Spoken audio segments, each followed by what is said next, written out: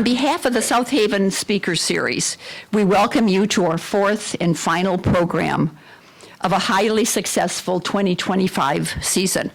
Our other topics this year have been immigration, nuclear power, and money in college sports.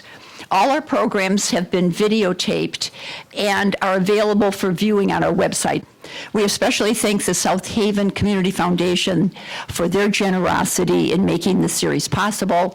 And in addition, all was Lake Michigan Community College for letting us use this lovely facility, and we're also proud to have the college in our community. So now it's my pleasure to introduce board members Dick Brunvand and Michael McCarthy, who will introduce tonight's speaker. And first, we have Dick.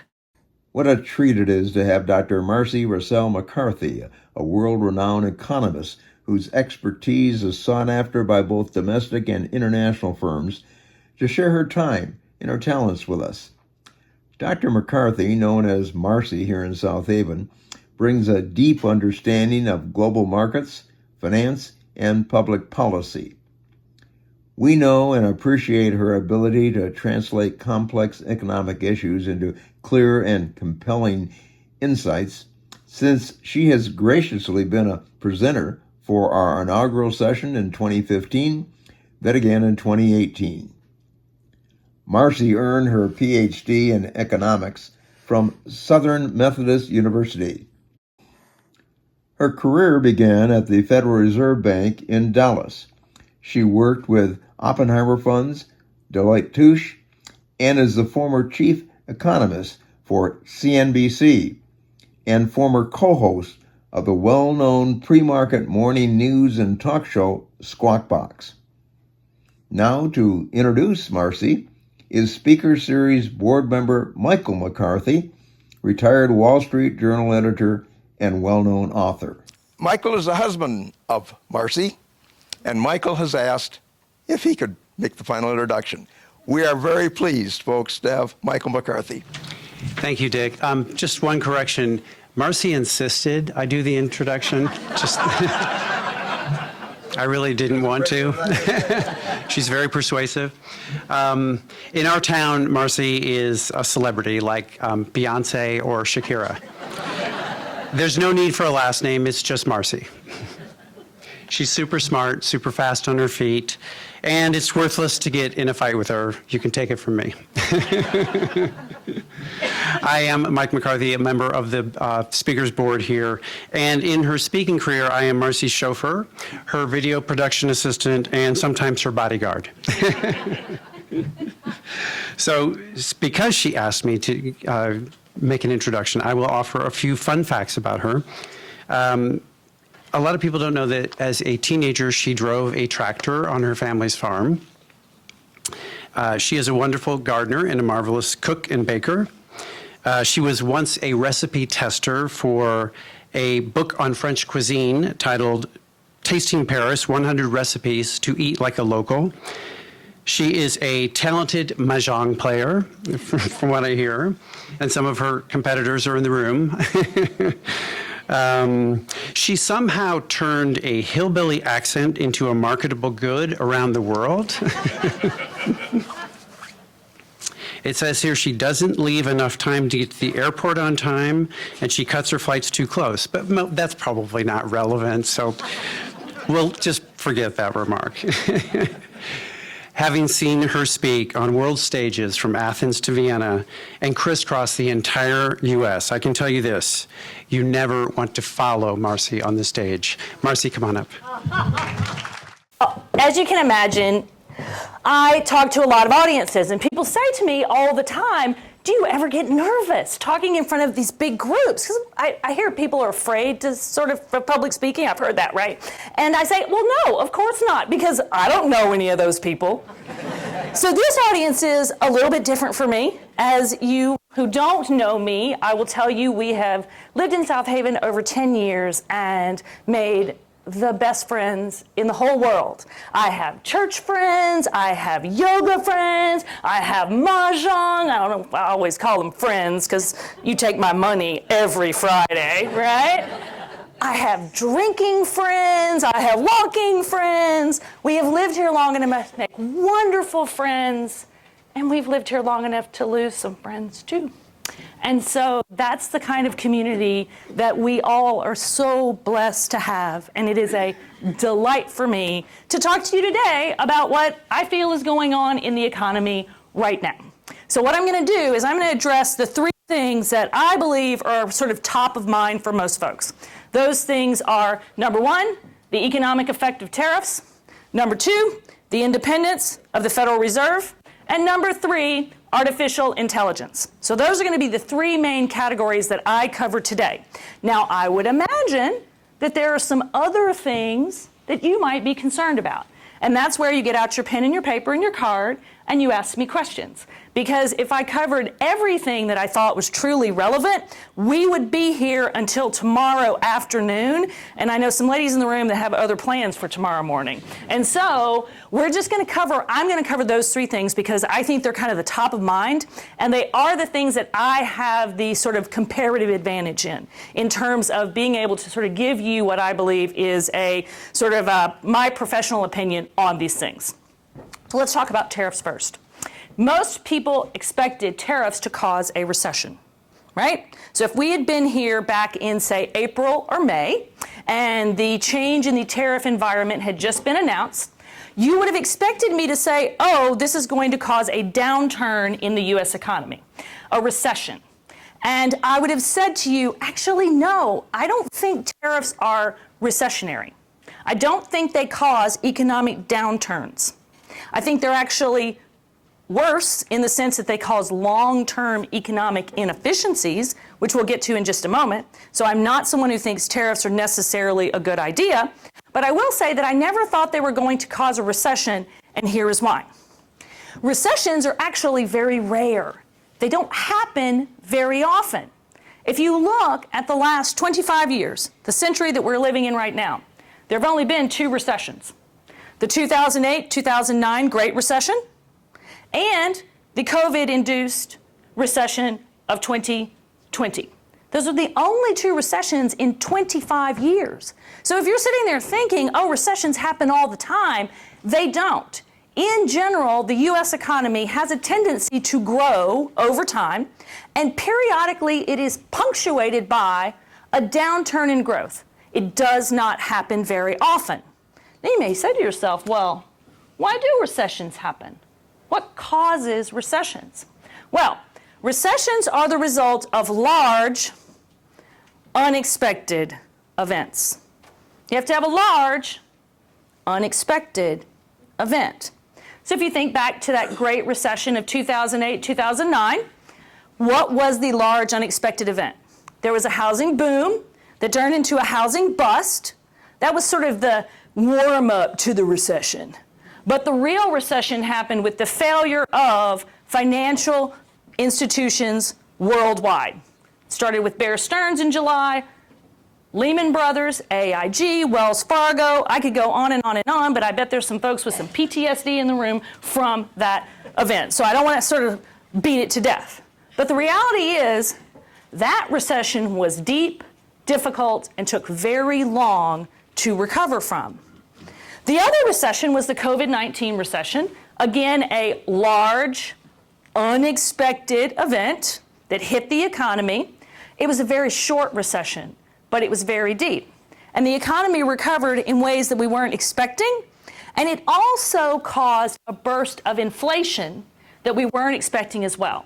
So for those of you who don't follow economics too closely, when I say the word inflation, I'm talking about persistent increases in prices across the economy.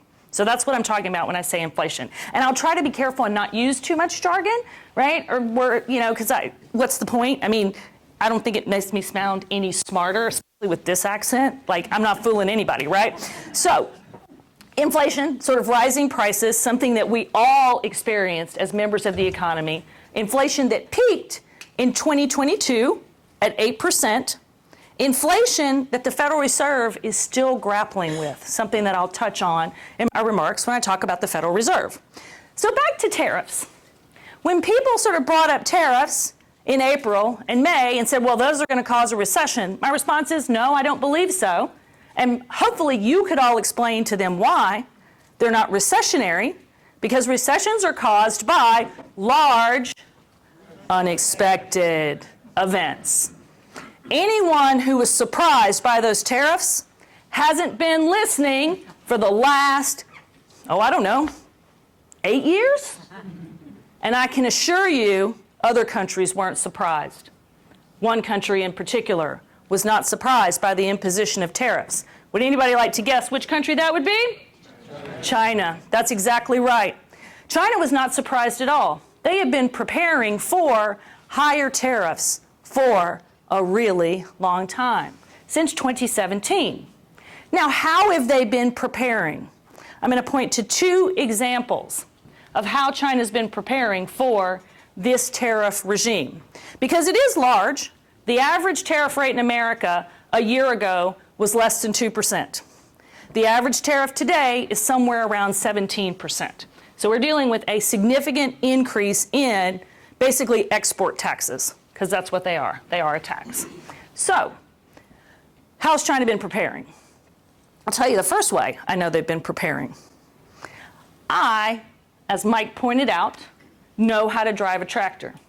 My family are farmers down in Arkansas. They farm rice, wheat, and soybeans.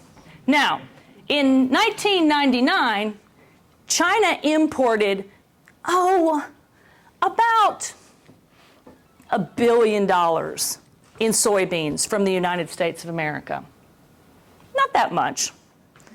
By the time you got to 2016, the year when Chinese imports of U.S. soybeans peaked, the Chinese economy was consuming 1/3 of the U.S. soybean crop.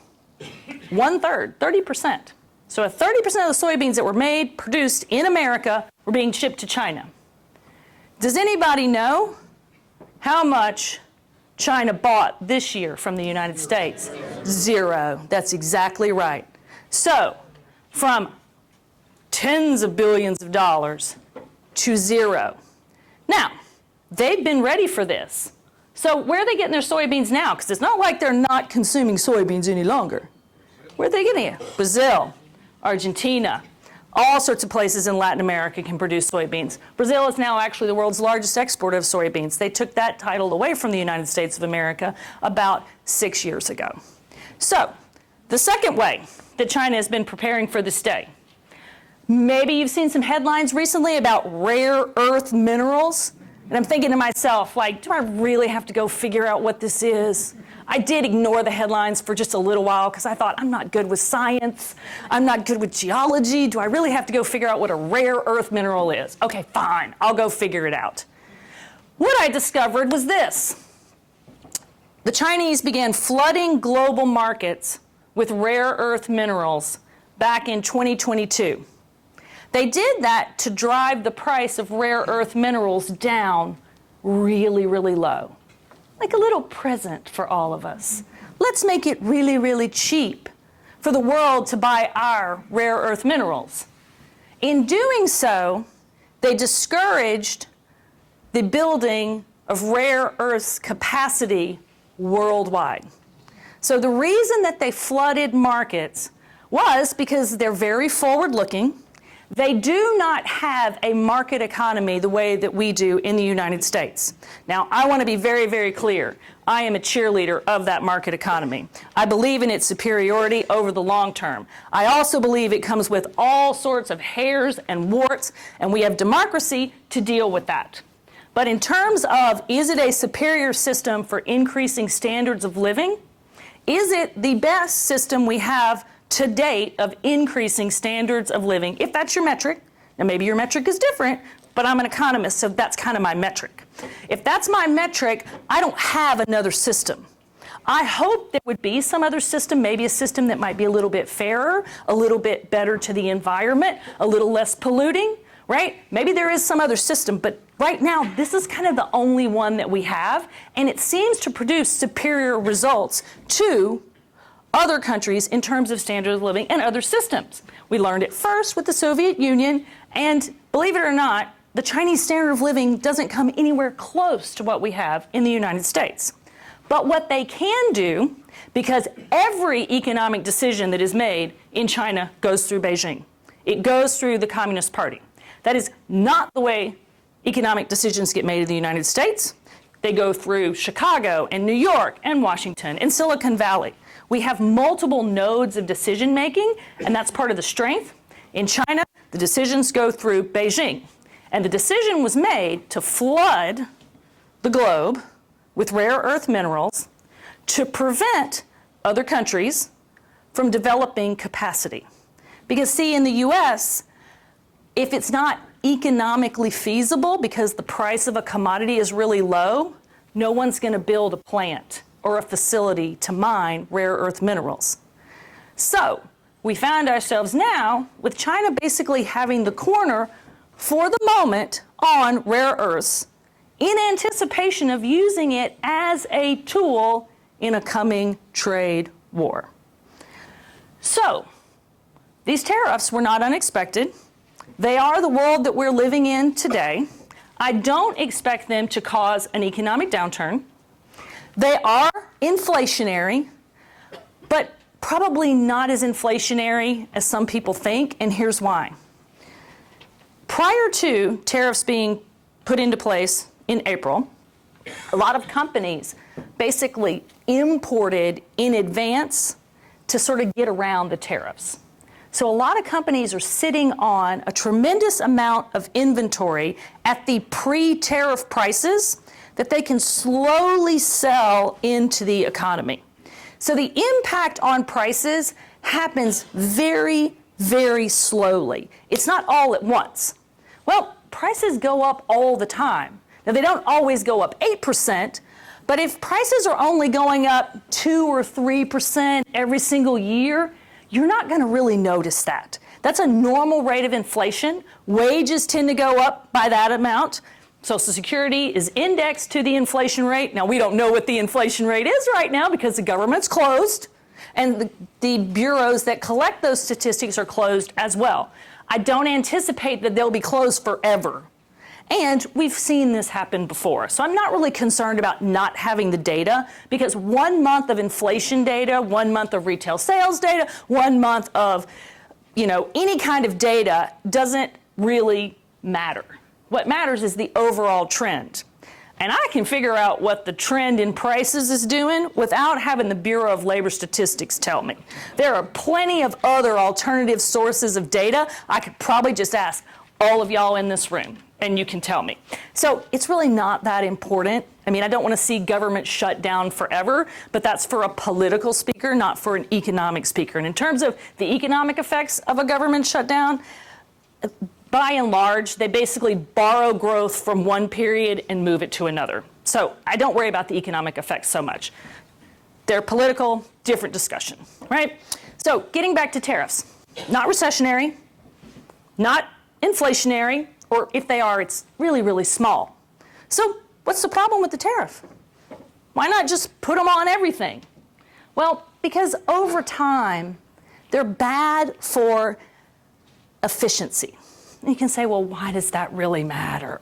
Well, the truth is, I am a classically trained economist. I did not sleep through my macroeconomics classes. I actually enjoyed them, particularly the ones around trade. And the point of those classes was this: everyone should specialize in what they do best, and they should trade for everything else. Every country should specialize in what they do best, and they should trade for everything else. And when we all specialize in what we do best and trade for everything else, you get the highest standards of living. Now again, there's all kinds of details around this. There are wage issues between countries. There are labor disparities. There are ecological impacts of all of this. This is why you have international institutions to hopefully do their job and work these things out. But in general, you want to specialize in what you do best and trade for everything else. And the example that I use to explain this is me. And this should surprise no one in this room that it's all about me, right? Everybody knows that, right? So, using an example of me, I can do all sorts of things, right? I can spend my time doing all kinds of things, right? But one of the things that my grandma taught me to do is sew. I know how to sew. However, I did not make this dress. I imported it from a store. Most of the time, right, I don't wash my own car. I import that from someone else. I do like to cook, but in general, that's really not the most efficient way for me to spend my time. The truth is, I should import that from a restaurant as well and specialize in the one thing that I do best, which is talking. I know, right? Sounds ridiculous, doesn't it? But truthfully, this is sort of the efficient way to run my life. And anyone who's in business knows you delegate, right? As a business person, you specialize in what you do best. Maybe it's managing your team, maybe it is marketing, and you delegate all the other stuff. That same principle that applies to people also applies to countries. And you may say, well, but we don't make anything in America anymore. And that is patently not true. I just told you that we used to make the world's soybeans. We specialize in agriculture in this country. It's one of the things that we have a tremendous comparative advantage. Agriculture is one thing. We specialize in certain types of manufacturing, not all types of manufacturing, but we tend to specialize in more high-value manufacturing. That tends to be a comparative advantage for the United States. One of the things that we specialize in are financial services. The United States of America makes the finest financial services worldwide. And when I say financial services, I don't just mean insurance products and banking and actuaries and that kind of thing, right? I also mean that we specialize in financial instruments like stocks and bonds. We make the world's risk-free treasuries, and everybody used to want them. They still do. That's just a small joke, right? But we make the world's financial instruments. We specialize in that. And we trade for all the stuff that we don't have a comparative advantage in. We don't have a comparative advantage in labor in this country. We used to, when people used to have 5 and 6 kids, but we don't do that anymore. We have 1 or none, and my kids are trying to pass a dog off as a grandchild on me, and I'm having none of it. I'm like, I want the real thing, right? Want the real thing. We don't have a comparative advantage in labor any longer. And truthfully, China's not going to have one for very much longer either. Their population peaked just a few years ago. The most interesting statistic I saw last year, I have my most interesting one for this year in just a minute, but the most interesting one that I saw last year was this.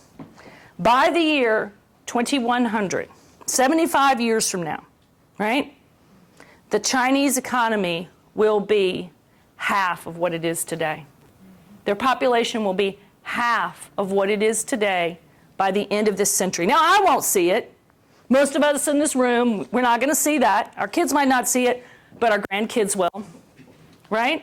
Our grandkids will see the Chinese population fall by half. So, as concerned as I am about sort of what's going on between the U.S. and China right now, I know that the end game for China is not pretty, and they know it too. Their window of opportunity is really, really small in terms of their population and their economy, because their population has already peaked, and it slides down to half of what it is today. And you could say, well, why is that such a bad thing? Why is it bad if your population falls by half? Well, has any mayor in any city of America gone to the microphone and said, ladies and gentlemen of St. Louis, I have great news for you. The population of downtown St. Louis has fallen for the 25th year in a row. No one ever does that, right? We all understand economically that rising populations are a good thing economically. And when they start to decline, they come with all sorts of problems. And those are problems that the world has never experienced before. We've never experienced anything like this. So, that is why tariffs are not a great economic policy. It has nothing to do with recessions and more to do with long-term economic viability and efficiency. Now, none of that might matter. None of that might matter at all because AI is probably going to come along and raise growth rates to the point that no one will notice the inefficiencies from tariffs. That's definitely possible, but we'll get to that in just a second. I want to talk about the Federal Reserve. Because the Federal Reserve has been in the news, and they're not in the news very often, and I used to work at the Federal Reserve, so I'm dying to talk about it, right? I have a comparative advantage when it comes to the Federal Reserve. I started my career there straight out of graduate school, I think it was 1996, right? So the government shutdown that year was the one Newt Gingrich and Bill Clinton, remember that one when they shut the government down, right? So I started sort of during a government shutdown. It was also right around the time of the Asian financial crisis and the collapse of long-term capital management. Maybe some people in the room remember that one. Right before everybody started getting terribly afraid of Y2K. Yeah, I know. I just say Y2K. People laugh. I love it. It's the easiest way to get a joke in. Just say Y2K. Everybody laughs, right? So I start my career at the Federal Reserve back then. I'm a brand new economist, and I quickly figured out that I loved to give tours of the building. I did. I just loved it. So groups of people would come, and they'd be like, can anybody give a tour? And I'm like, I can. I'll give a tour. So I'd run down there, give a tour, and I talk a lot about the structure of the Federal Reserve. And there's concerns right now about the independence of the Federal Reserve. And I think part of the reason we're concerned about that is that we make the chairman of the Federal Reserve into being the sort of, he's the person that we see, and we sort of, you know, kind of think of him as being this executive of the Federal Reserve. And that's actually not true. The Federal Reserve power at the Federal Reserve is much more diffuse than people realize. It's much more spread out geographically because the Federal Reserve does adjust interest rates in response to economic conditions. And right now, they're lowering interest rates just a little bit at every meeting because inflation has come down. It's not 2%, but it's come down. But they're very concerned about weakness in labor markets. I'll talk about that weakness in labor markets in just a moment. They're concerned about weakness in labor markets. But there is some political pressure on them to cut rates aggressively. Now, I want to be very clear. Politicians and people in government, elected office, have a very different set of incentives compared to people who conduct monetary policy. So if I am an elected official, I don't care what your persuasion is. What is your time frame? The next election. That's your time frame. And it doesn't matter which side of the aisle you sit on, your time frame is the next election. So your incentive might be to lower interest rates. You know, could you just lower interest rates to kind of goose the economy a little bit? And yeah, that might cause some inflation, but that's going to be after the election. So who cares about that, right? We'll deal with that problem later. That's the natural incentive of any politician, regardless of their stripe. The reason the Federal Reserve was designed to be insulated from that and have a degree of independence is because people have understood for a really long time that that incentive among politicians is going to be there. So how do we create a Federal Reserve that can take the long view and be more concerned about inflation, which is something that develops over a long period of time, rather than sort of short-term sort of political things, right? So how did they do it? Well, they created a system where it isn't just based in Washington. There are 12 regional Federal Reserve banks. They all have independent presidents. They come from all over the U.S. Boston, New York, Richmond, Cleveland. I don't know how Cleveland got a Federal Reserve Bank, but Cleveland managed to get one. Kansas City, St. Louis, Minneapolis. No, Denver doesn't have one. Anyway, I don't remember all of them. If I was giving you the tour, I'd remember, but it's been a long time since I gave one of those tours, right? But there are 12, and they're spread all over the United States. They all have a president, and those presidents sit on the committee that makes monetary policy. And they are insulated from presidential pressures in a way that we all sort of can, I think, take a little bit of comfort in right now. It's almost impossible for any president to sort of completely stack the Federal Reserve Board with, you know, people who might have different sort of shorter term incentives. So I'm not worried about their independence right now. I really do sympathize with them, however, because they're kind of caught right now in a situation where they're looking and going, we need to lower interest rates because labor markets are weak. But the question is, why are labor markets weak? Why are labor markets weak? Maybe you've seen this headline.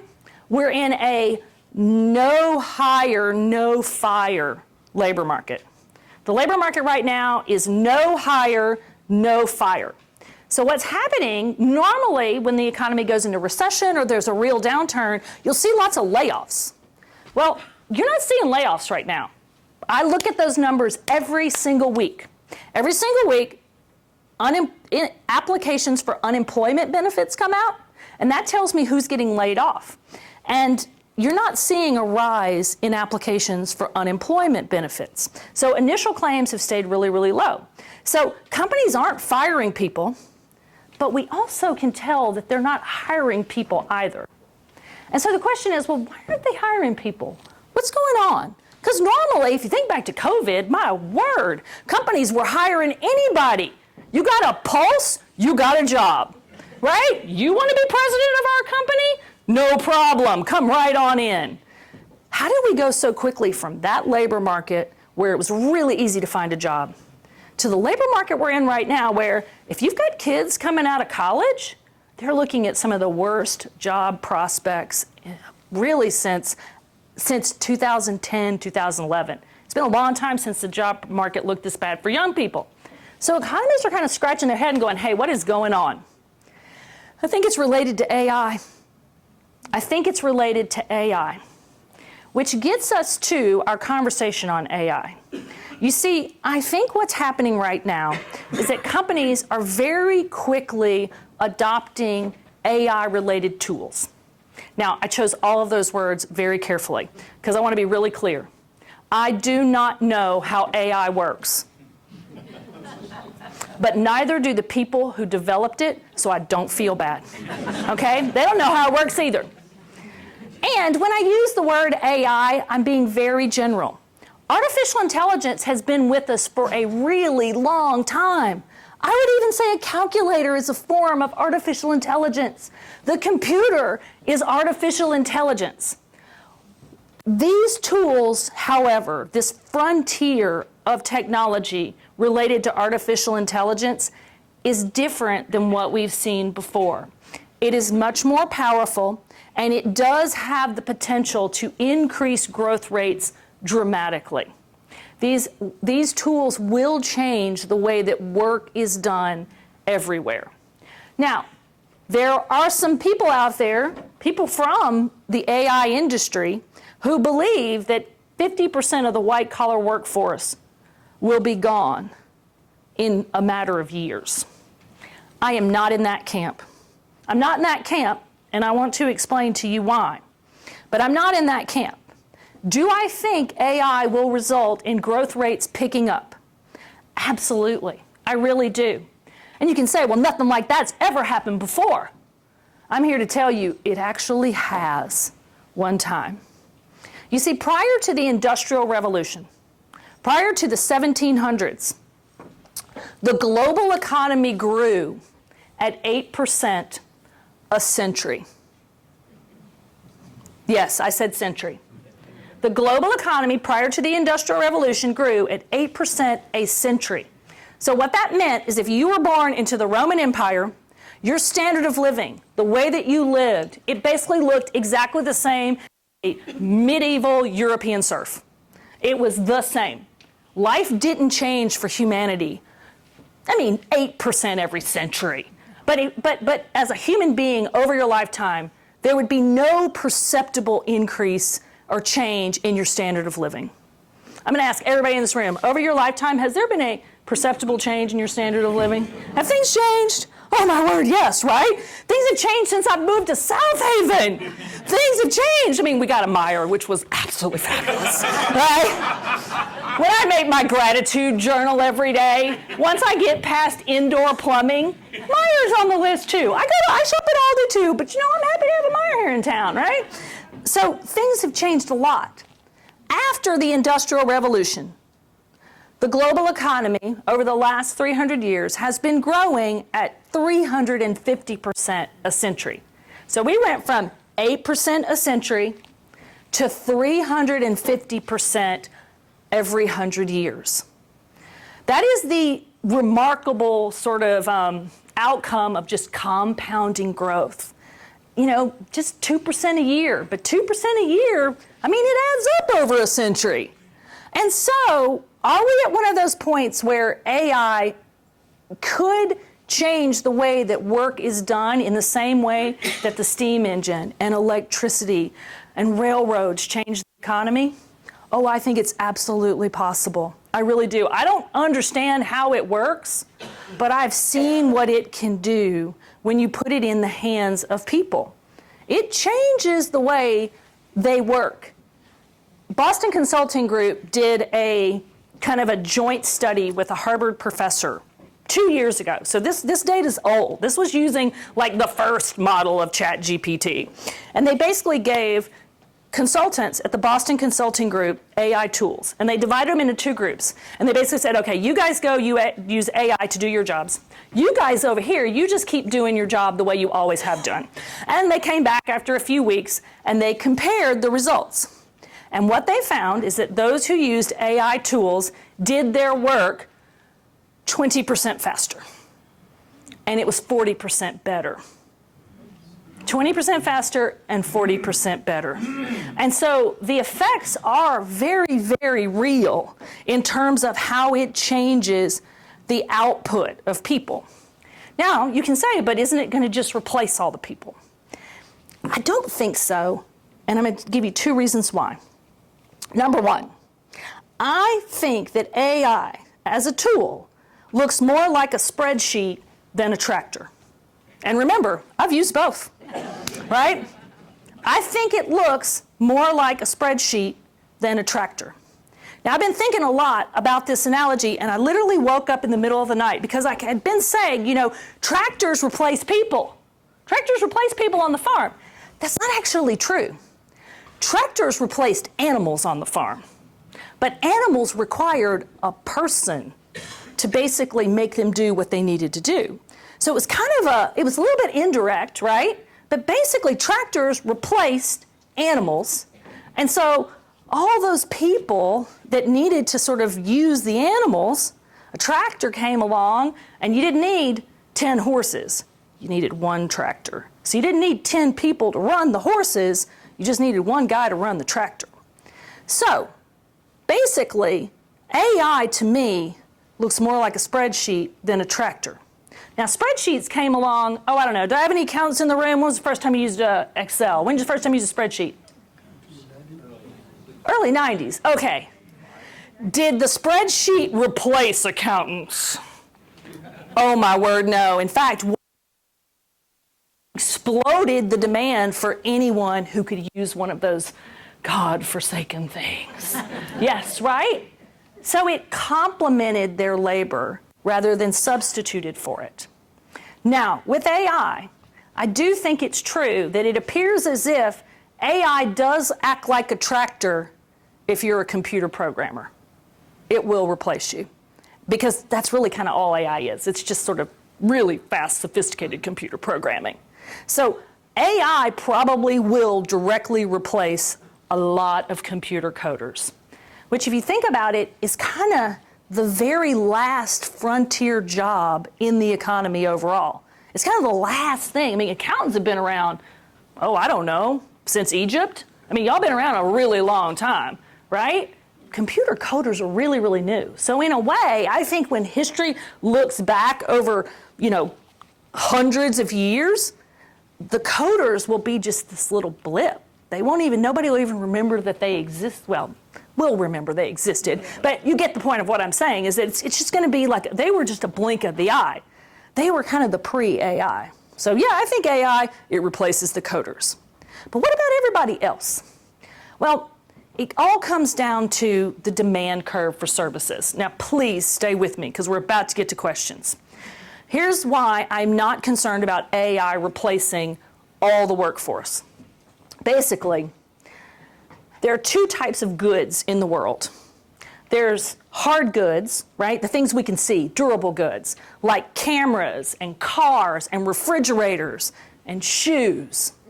Now, those goods have limited demand. Not for me, but for other people, right? And they're limited by population, and they're limited by space. So for instance, I might want one refrigerator. If the price is low enough, maybe I'll have two.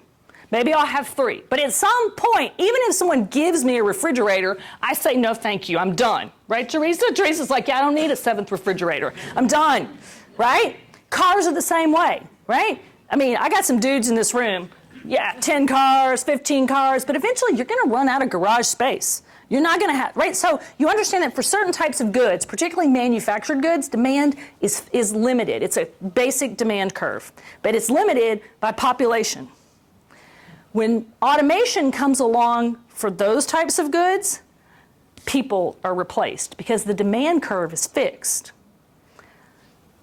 The things that AI will change, the industries that they will change, do not have fixed demand curves in the same way. AI will make the biggest changes in accounting services, legal services, education, healthcare, all services that have unlimited demand. Price is the only thing constraining the demand for healthcare, education, consulting services, all the things that AI will come along and change completely.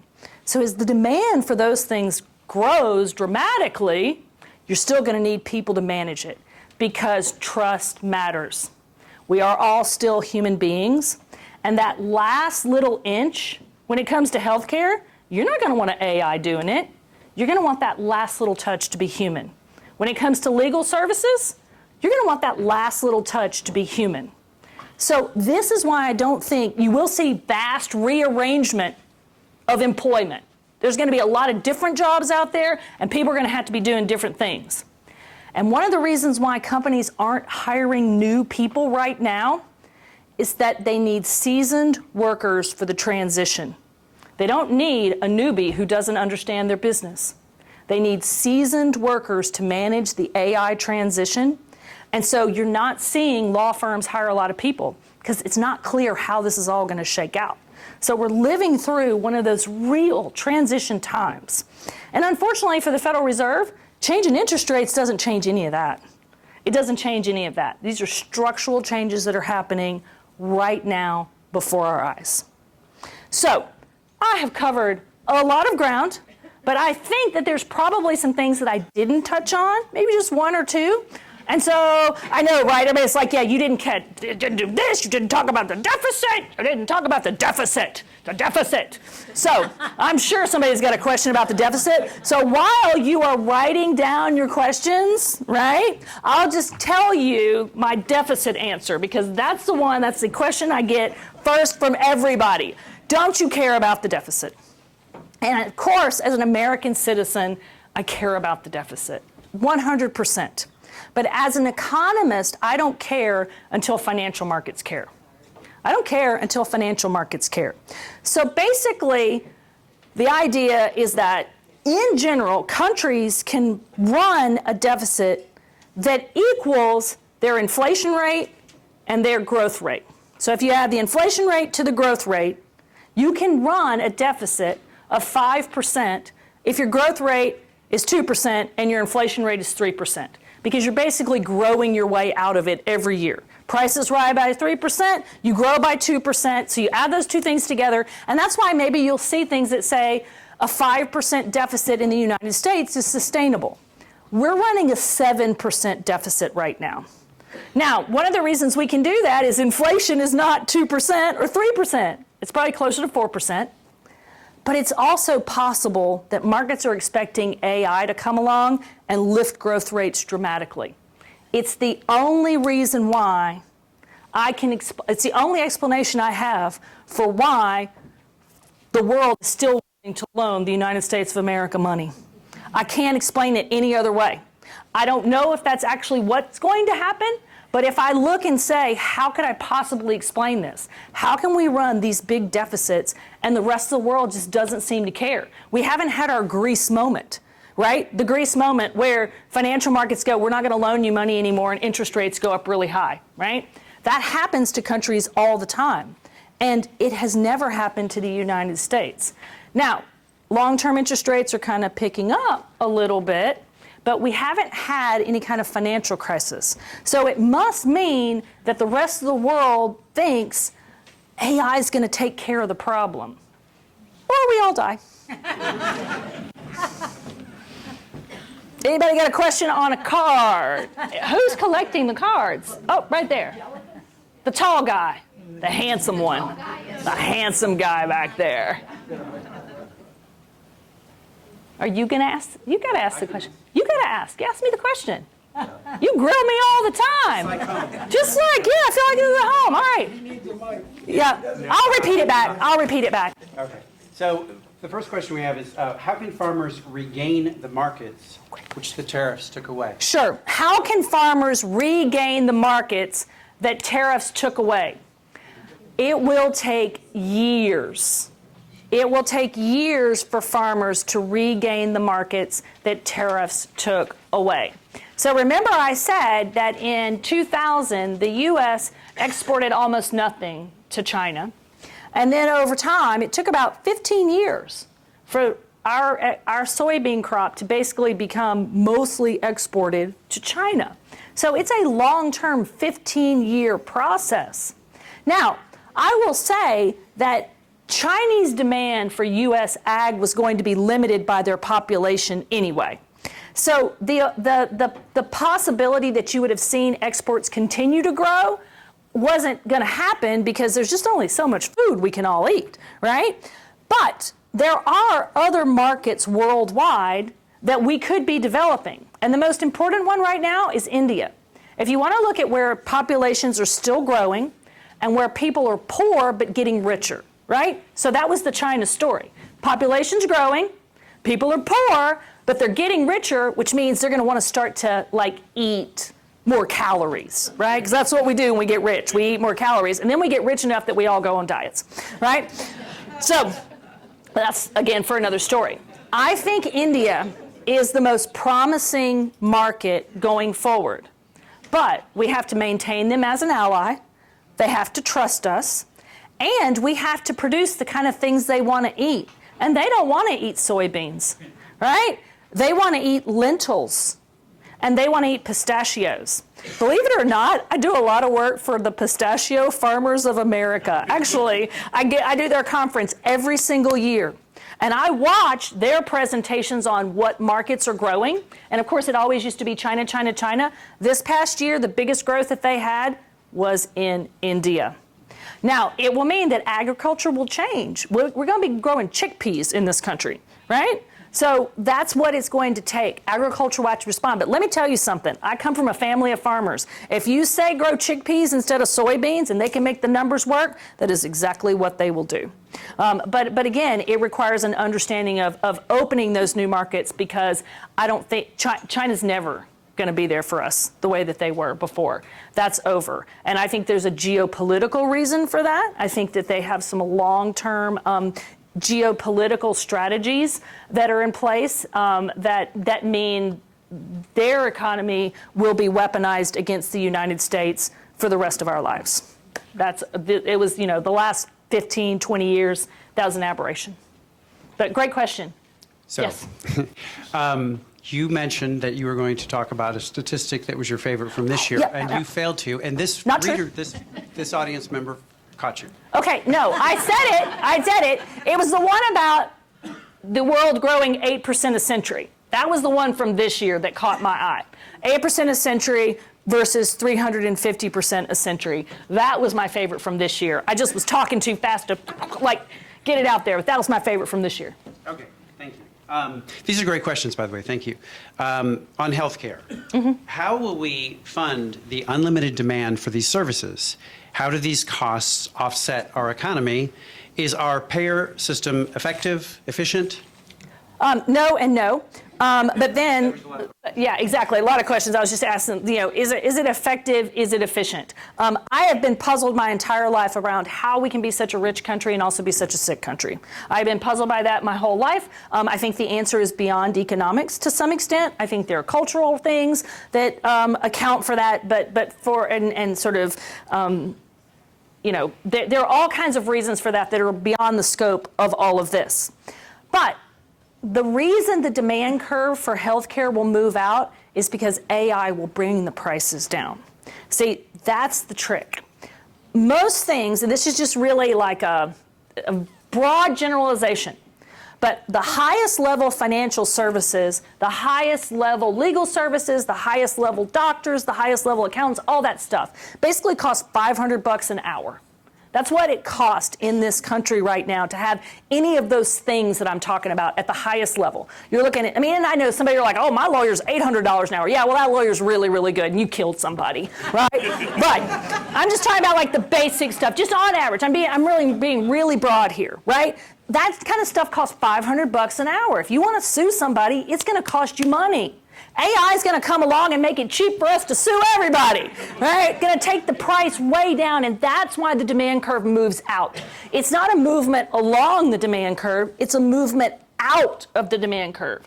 It pushes way, way out. So that's the subtle difference. So that's sort of, I think, another reason why when I look at healthcare as it stands in America today, it is incredibly dysfunctional. You can have a whole nother speaker talk about that. But AI can come along and cut some of those labor-related costs, because that's really the problem with healthcare right now. You need nurses, you need doctors, you need people to do it. Anything you can do to make their job faster, easier, safer, more organized, so that they can do the little bit of last-inch stuff that they really do better than a machine, that's going to take the cost of healthcare down dramatically. I think that's the reason why. Yes? Okay, so this one gets the most colorful card yet. Two of my drinking buddies argue constantly and occasionally throw punches. One says Social Security is the biggest Ponzi scheme in history. The other says that Medicare is the biggest Ponzi scheme in history. Well, clearly neither of these people have heard of Bernie Madoff. All right, next question. The question is either correct? Is either correct. Everyone has, the difference between a Ponzi scheme and Medicare and Medicaid and Social Security is that with a Ponzi scheme, nobody knows that it's a Ponzi scheme. Everybody knows with Social Security that the trust fund will run out in 2033. Now, I've heard that all of my life and used to think that it was really far away. Right? And now I'm like, oh, 2033 is not that far away. It isn't. And without a political solution, unless the laws are changed, the day the fund runs low, everyone who collects Social Security will see a 20% reduction in their checks unless the law is changed. This should worry everyone in the room for whatever reason. And you can say to yourself, well, they'll change the law. Well, where's the money going to come from? Because they're going to have to tax somebody. So either they cut recipients' checks or they tax someone else in the economy to make up for the difference. Now, depending on how white your hair is in this room, I can kind of guess on which direction you would prefer that it goes. But remember, I'm just looking in the aggregate. One way or another, it's going to hurt. It's either going to hurt seniors who see their money go down, or it's going to hurt the people who are still working who are going to see their taxes go up. Or the alternative is that maybe the world will just loan us money, right? Or AI comes along and growth picks up so dramatically in the interim that none of this matters. Now, I'm not sure that's going to happen fast enough. And here's the thing. One of the things I sort of didn't talk about that we got a second, so I'm going to tell you, I think there are a few bottlenecks around AI that we all need to be aware of. Because you'll read like people from the industry saying, big breakthroughs coming in 2027. It's 2 years away, and then we're all going to be out of a job. I don't think it's coming that quickly, and here's why. AI requires a ton of electricity, and we don't have the capacity for that. And if you're wondering why your electricity bills are going up, it's data centers. And when everybody figures that out and it's on everybody's Facebook feed, there's going to be a tremendous amount of backlash to these data centers because they are electricity hogs. And we just don't have, we haven't been building the infrastructure. Put a solar panel on your house, by the way. I woke up in the middle of the night and thought that too. We're putting solar panels on the house. But can we put them on the back side so we don't see them? That's a question for later. The second bottleneck is the trust bottleneck. I don't think people trust AI, and it doesn't matter in China, but that matters a lot here. And they're not going to trust it because they're going to be mad that their electricity bills went up. And then third, there's a missing technology. I don't know what it is, but there's something missing. You see, the infrastructure for the internet, all of that fiber that's just now coming to South Haven, most of that was put down in the late 90s. Remember that dot-com boom? 80% of the fiber optics that are used to power the internet today were put in place in the late 90s, long before the internet ruined all of our lives. When did the internet change the way that we all do everything? When you got a smartphone. When did you get a smartphone? 2010, 2011, 2008, if you were an early adopter. There was a 10-year lag between the infrastructure and the implementation because you needed that extra technology. I don't know with AI, but there's some technology that's missing just yet. And I don't think it's those ugly glasses that Mark Zuckerberg keeps trying to make me wear. They're just not it. There's something else. And until it comes along, we'll know it. Everybody in this room will know it when they see it. You'll be like, that's what Marci said, there it is. But it's not there yet.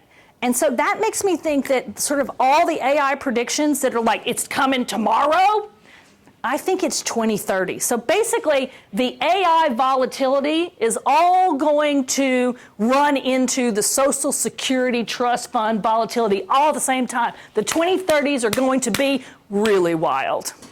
I'll come back then. Thank you very much for your attention. Thank you so much.